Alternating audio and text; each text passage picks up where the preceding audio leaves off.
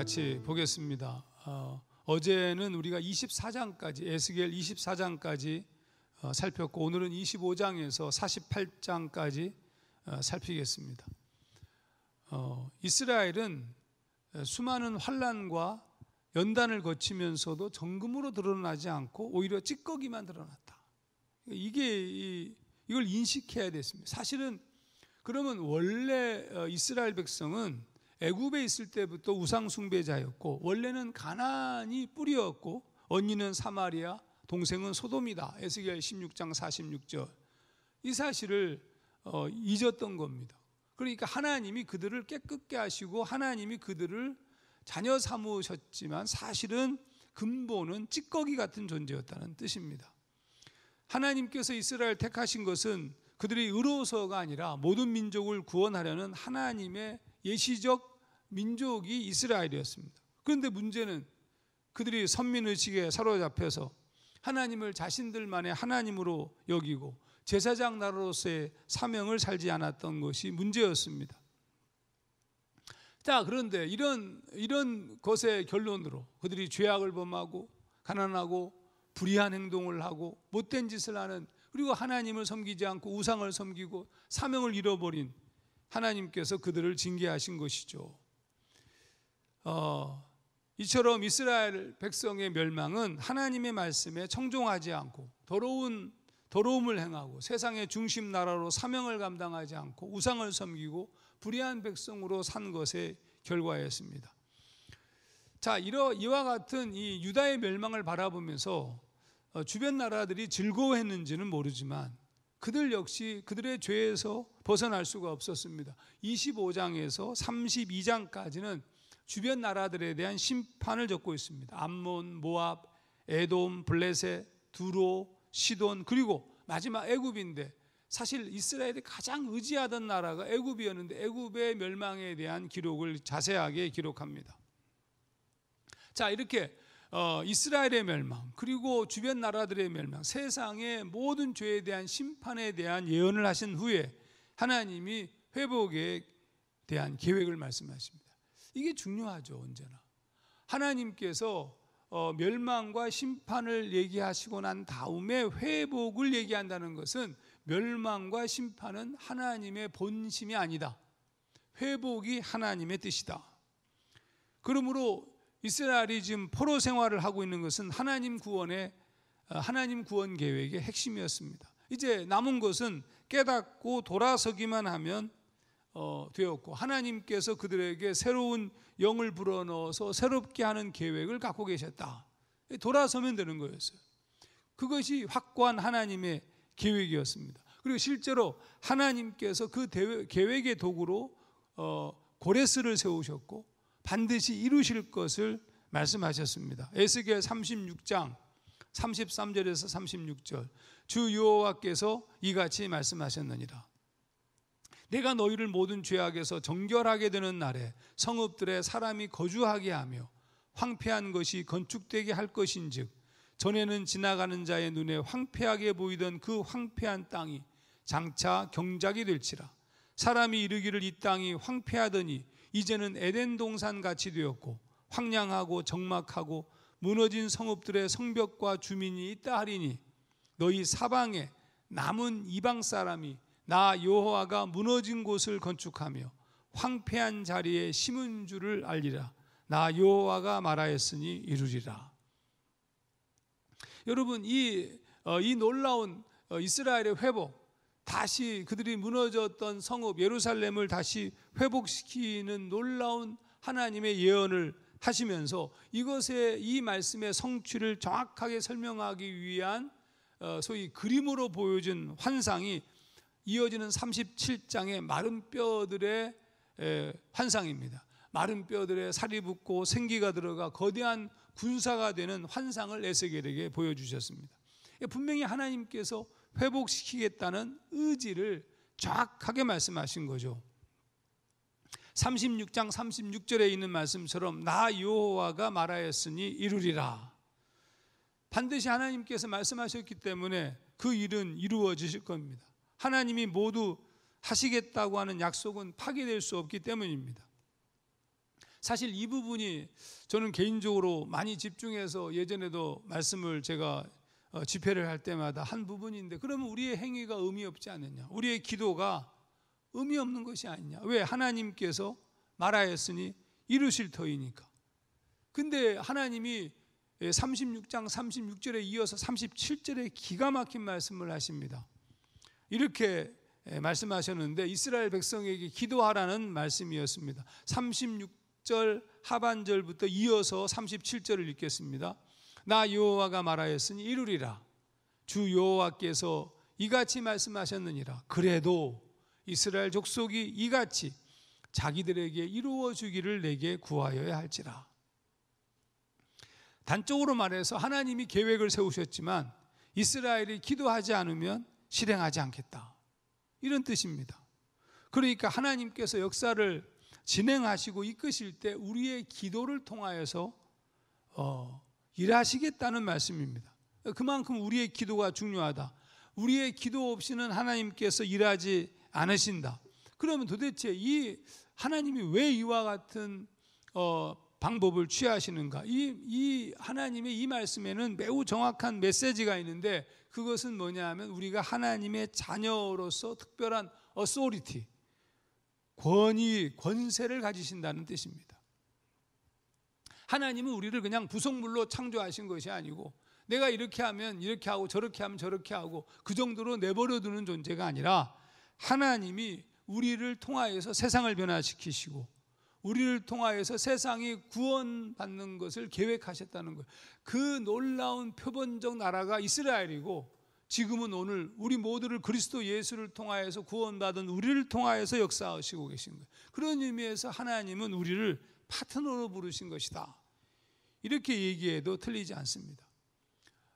그런 관점에서 이스라엘은 제사장 나라로서 실제적 힘을 가진 나라였습니다. 오늘 우리도 마찬가지입니다.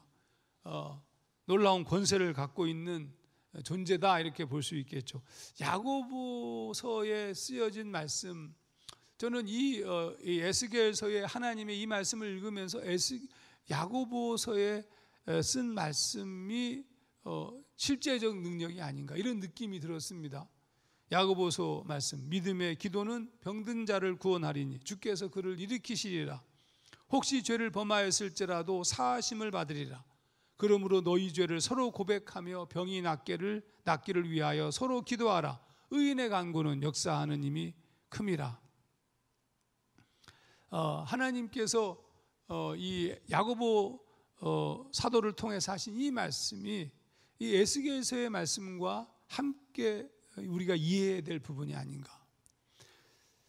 자, 이제 40장, 에스겔 40장은 다시 하나님의 권능에 이끌려서 이스라엘 땅으로 데려가십니다. 이 하나님이 쓰시는 방법 중에 하나가 에스겔을 환상 중에 데리고 가시는 일들을 처음부터 시작하셨는데 40장에도 다시 나옵니다. 근데 이 40장에 에스겔이 하나님의 권능으로 이스라엘 땅에 데려갔던 그 시기는 예루살렘이 함락된 지 14년 후인 572년에 보여준 환상이었습니다.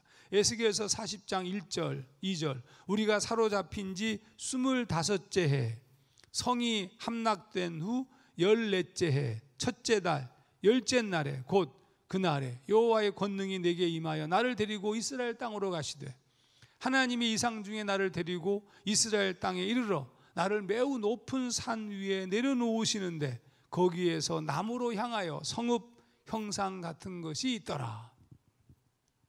여러분, 놀랍게도 그것은 앞으로 이루어질 이스라엘의 회복, 펼쳐질 아름다운 성읍에 대한 환상이었습니다.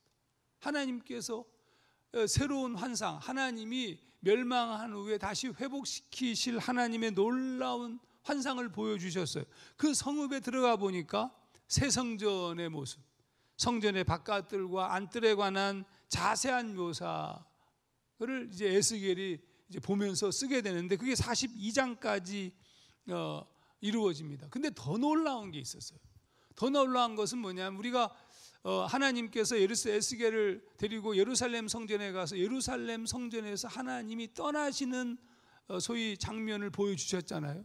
근데 놀랍게도 하나님의 영광이 다시 예루살렘을 떠났던 하나님의 영광이 다시 돌아와 성전으로 들어가는 모습을 보여주셨다는 점이 굉장히 중요했습니다. 에스겔서 43장 2절, 이스라엘 하나님의 영광이 동쪽에서부터 오는데 하나님의 음성이 많은 물소리 같고 땅은 그 영광으로 말미암아 빛나니. 4절, 여호와의 영광이 동문을 통하여 성전으로 들어가고 영이 나를 들어 데리고 안뜰에 들어가시기로 내가 보니 여호와의 영광이 성전에 가득하더라.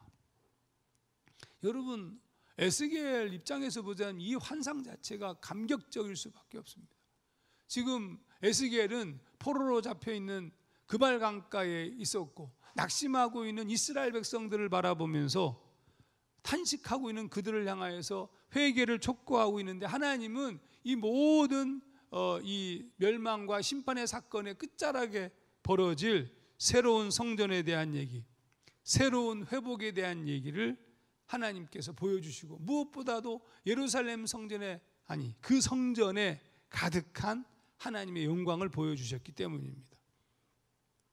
이 새 성전에 대한 묘사에 이어서 새 성전에서 드려지는 새로운 예배에 대한 얘기가 46장까지 계속 이어집니다. 그런데 그 보여지는 환상이 아주 놀라운 거였습니다. 그게 뭐냐면 성전에서 흘러나오는 물이 강이 되어서 죽음의 바다로 들어가 생명을 회복하는 환상이었습니다. 그가 나를 성전문에 이르시니 성전의 앞면이 동쪽을 향하여 있는데, 에스겔서 47장입니다. 그 문지방 밑에서 물이 나와 동쪽으로 흐르다가 성전 오른쪽 제단 남쪽으로 흘러내리더라. 8절, 그가 내게 이르시되 이 물이 동쪽으로 향하여 흘러 아라바로 내려가서 바다에 이르리니. 이 아라바 이쪽이 소위 사해입니다. 사해는 죽은 물입니다. 제가 사해에 갔더니 완전히 염분에 몸이 떠요. 붕붕. 막습니다. 아주 깨끗해요. 물고기라고는 살 수가 없는 곳입니다. 근데 그곳으로 내려가서 바다에 이르리니 이 흘러내리는 물로 그 바다의 물이 되살아나리라. 이 강물이 이르는 곳마다 번성하는 모든 생물이 살고 또 고기가 심히 많으리니 이 물이 흘러들어가므로 바닷물이 되살아나겠고 이 강이 이르는 각처에 모든 것이 살 것이며. 모든 회복이 성전으로부터 나오는 환상이었습니다. 여러분, 이 말씀만 보면 우리가 이게 예루살렘 성전의 회복을 말하는 것이 아니라 하나님의 성전의 새로운 모습을 말하고 있다는 사실을 알 수 있습니다. 왜냐하면 실제로 사해는 그 이후에 회복되지 않았습니다. 지금도 사해는 물고기가 살지 못하는 죽음의 바다입니다.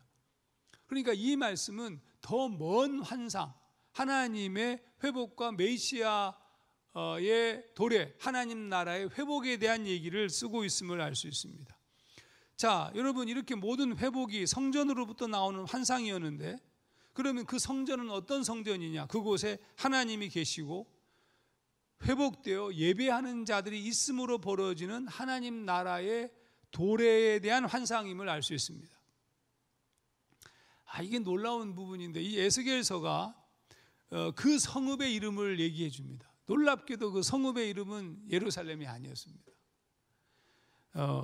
에스겔서 48장 35절, 이게 에스겔서의 마지막 부분인데, 사실 48장 끝자락에 소위 12개의 문을 설명합니다. 12개의 문은 12지파의 이름을 딴 문입니다. 이건 상징적이죠. 그런데 그것에 있는 그 성읍의 이름을 뭐라고 쓰고 있느냐 하면 여호와 삼마. 에스겔서 48장 35절 마지막 절입니다. 그날 후로는 그 성읍의 이름을 여호와 삼마라 하리라. 새 예루살렘이겠죠. 여러분, 이 이름은 굉장히 중요합니다. 사실 에스겔서를 설명하는 매우 중요한 이름인데, 에스겔이 그발 강가에서 하나님의 권능이 임할 때의 기록을 여러분 기억하실 겁니다. 제가 에스겔서를 얘기할 때 설명한 적이 있는데, 에스겔서 1장 3절, 갈대아 땅 그발 강가에서 여호와의 말씀이 부시의 아들 제사장 나 에스겔에게 특별히 임하고 여호와의 권능이 내 위에 있으니라. 이 말씀 여러분 기억하실 겁니다. 그런데 제가 이 말씀에 대한 설교를 예전에 할 때 개역개정 성경은 에스겔이 갈대아 땅 그발 강가에 있을 때 여호와의 권능이 내 위에 있으니라 이렇게 번역하였지만 매우 중요한 단어 하나를 간과했다고 제가 얘기한 적이 있어요. 히브리어 성경으로 다시 읽어보면 와테이, 그리고 이스리니, 알라우, 내 위에, 샴, 거기, 아드 아도나이, 주의 권능이. 자, 주의 권능이 내 위에 있으니라 라고 얘기했는데 거기서 샴이라는 단어를 해석하지 않았다고 제가 얘기한 적이 있어요. 이 샴이 뭐냐면 거기라는 단어입니다. 거기라는 뜻의 부사입니다. 여러분, 그러니까 히브리어 성경을 읽을 때 꼭 반드시 읽어야 될 부분이 그 샴, 거기라는 단어입니다. 거기. 그러니까 하나님이 계실 것 같지 않은 갈대아 땅 바로 그발 강가 거기 샴, 하나님이 거기 계시고 거기에 있는 에스겔 위에 하나님의 권능이 임했다, 이런 말씀입니다. 이걸 우리가 에스겔서 1장에서 읽었습니다. 자, 그런데 에스겔서 마지막 48장 35절 마지막 회복될 성읍의 이름이 여호와 삼마라고 번역했는데 여기에 삼마가 바로 그 샴입니다. 샴.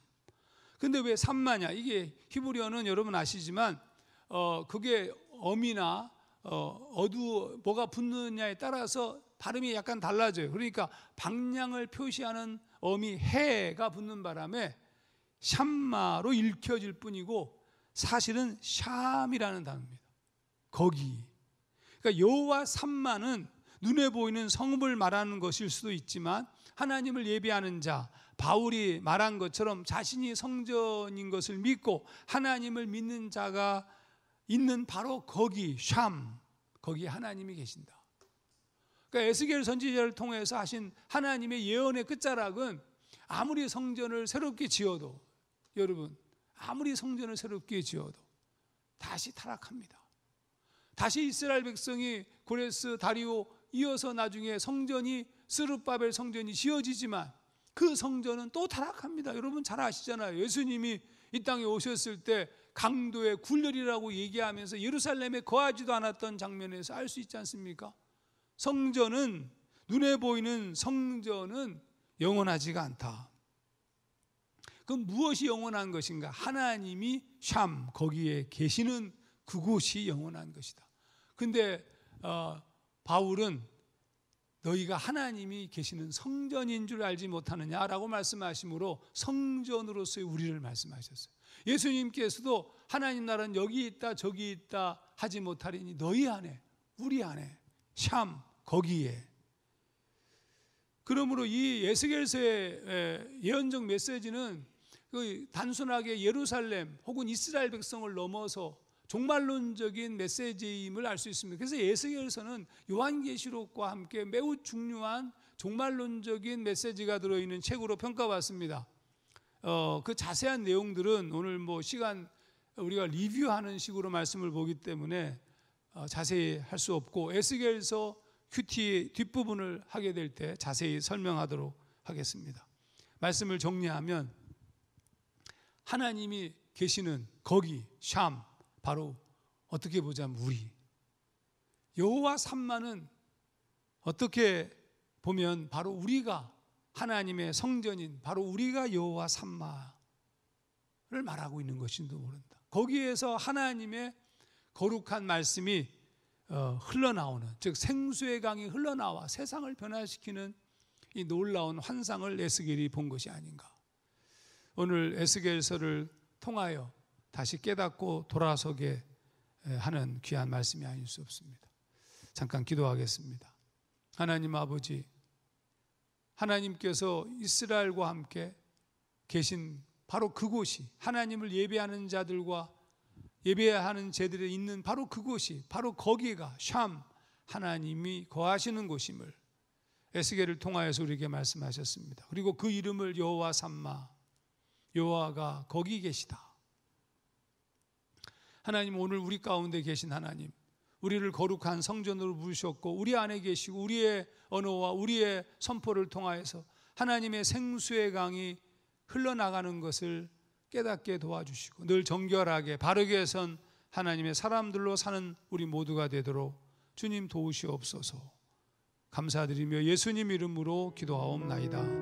아멘.